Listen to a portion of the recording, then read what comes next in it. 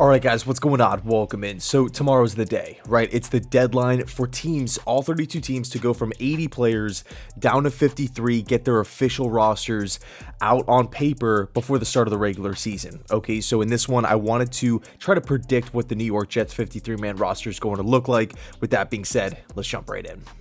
Okay, so first up with quarterback, we're going with three players: Zach Wilson, Joe Flacco, and Mike White. Now, here's the thing. Personally, if I was running the team, I would honestly give Chris Streveler the third backup quarterback job. I think what he's done this preseason has been electric. Not only is this guy just getting in the games and looking like a good, capable player, but he's rallying the guys. It seems like everybody loves to play for him. He has this magic to where every time he comes in the game, the Jets offense just wakes up, they score points, he's putting the ball in play. Has he been perfect? No, he's had, the interception and everything like that. He has missed a couple throws, but I feel like overall with limited reps, not that much NFL experience, right? It's not like he's been in pro football for the last 10-15 years. I've been impressed. I've been really impressed. He's mobile, he's big, he puts the football where only his guys can get it. But here's the thing, this video is more so a prediction, what I think Joe Douglas, what I think the Jets will do, as opposed to what I would do. I would roll with Strevler. Now, it's not a knock against Mike White. I think really just the big question here is, where do you put more weight? This preseason, this training camp, or the regular season last year? That Bengals game, how Mike White looked during the regular season, and also taking into consideration that Mike White was with the Jets. He has more experience, more knowledge of the system than Strevler. I think that might just be the tipping point for the Jets front office and the Jets coaching staff here. But again, I think it's really hard to deny Chris Streveler because I think he's just been flat out awesome. So next up with running back, we're going with four players here, and I know sometimes people could go with three, but I think with the running back rotation, with how much youth the Jets have at running back, they will roll with four. Breece Hall, Michael Carter, Tevin Coleman, and Ty Johnson. I think obviously you have the two young players in Michael Carter and Breece Hall, the two main pieces of the running back room. Tevin Coleman's the veteran that can help out on special teams. He knows the system. He's almost a coach on the field, definitely a coach in the running back room with the younger guys. And then Ty Johnson, maybe more so a short yardage situation, the 4th and inches, the 3rd and 1s, the goal lines where you can just punch it in. Maybe if somebody gets hurt in the middle of the game, you can put Ty Johnson in there and still feel comfortable. I'm a big fan of Ty Johnson. I think he runs really hard. I think when he's given an opportunity, he tends to make the most of it.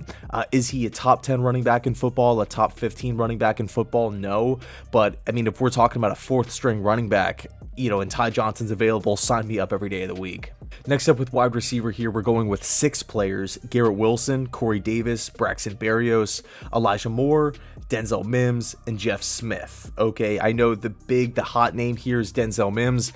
I think, again, trying to predict what the Jets will do, if the Jets have got to make a decision about the 53-man roster by tomorrow at 4 p.m., Denzel Mims has got to be on there. Robert Saul actually confirmed that Denzel Mims is technically one of the best 53 players on this roster.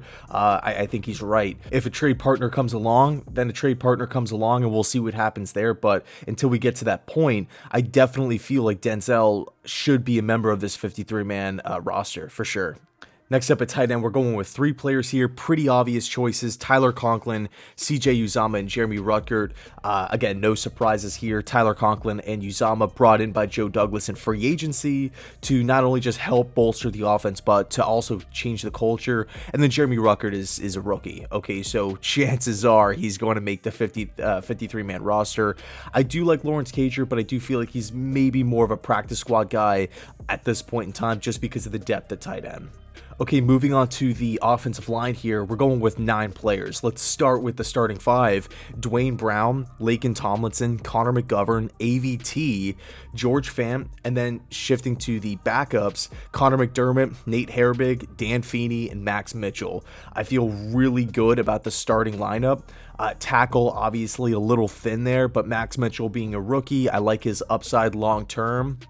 Connor McDermott, It is what it is, but the odd man out there was Chuma Edoga. So even though the tackle position is pretty thin, I gotta say I really like the interior of the offensive line, especially the depth there. Nate Herbig, I'm a big fan of back in Philly. I think he's looked really good throughout the course of training camp and whatnot. Is the Jets offensive line perfect? No, but it's going places. It's going in the right direction. I think really we just got to solidify the tackle spot. Luckily, George Fant and Dwayne Brown are awesome pieces in the short term. George Fant, I do like long term, but Dwayne Brown, I mean, how much top end production are you really going to get out of a guy who is, in the upper 30s? He's not going to be here for the next 10 years. He's probably not going to be here for the next 5 years. So I think next offseason is huge. Maybe this offseason, maybe something happens with a Tevin Jenkins, maybe something happens with an Andre Dillard. We'll see. But I think really tackle has got to be one of the bigger needs for the Jets next offseason, maybe next free agency cycle, next draft cycle. All right, switching sides of the football here, talking about the defense.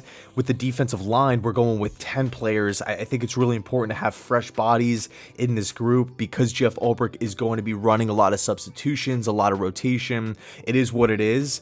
The 10 players being Carl Lawson, Quinnen Williams, John Franklin Myers, Jermaine Johnson, Jacob Martin, Michael Clemens, Sheldon Rankins, Bryce Huff, Solomon Thomas, and Jonathan Marshall. I think with those 10 players, you have a lot of things. You have talent, not only just in the short term, but also in the long term. You have depth on the inside and outside. You have veteran players. You have younger players. I think it's a really nice combination of, it's a good mix for the Jets defensive line. I think this should be one of the strong suits of the team. I think really the big hovering question mark, the thing that's the elephant in the room, if you will, how good is this defense against the run? It killed the Jets last year. One of the best run-stuffing defensive linemen that the Jets had last year was Foley Fatukasi. He's now gone. He's a member of the Jacksonville Jaguars. Okay, so how will the Jets adjust?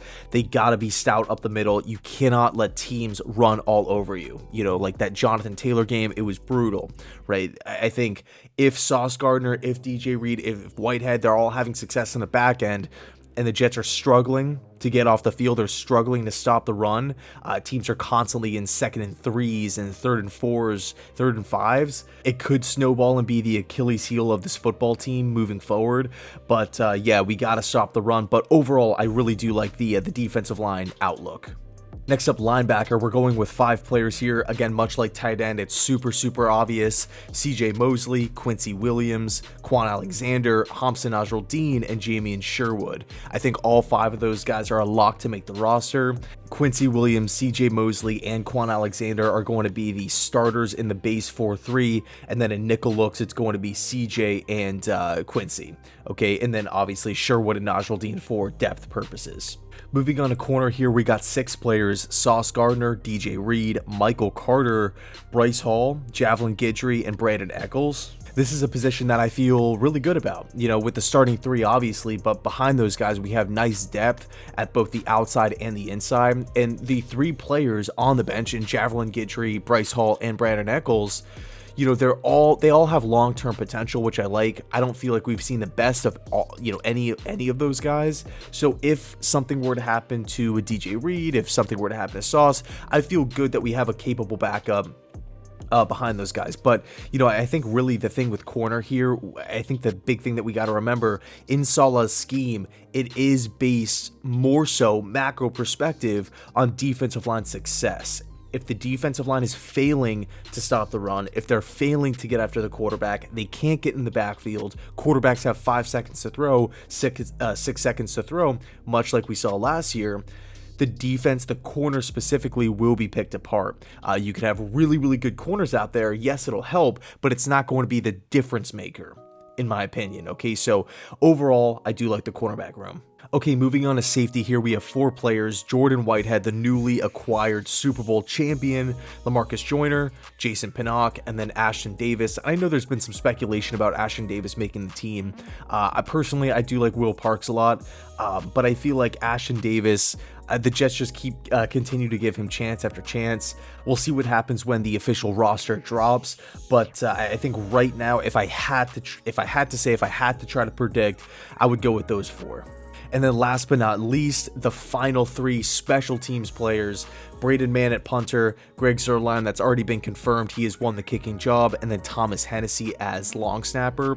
And that's pretty much it. That rounds out the 53-man roster prediction for me.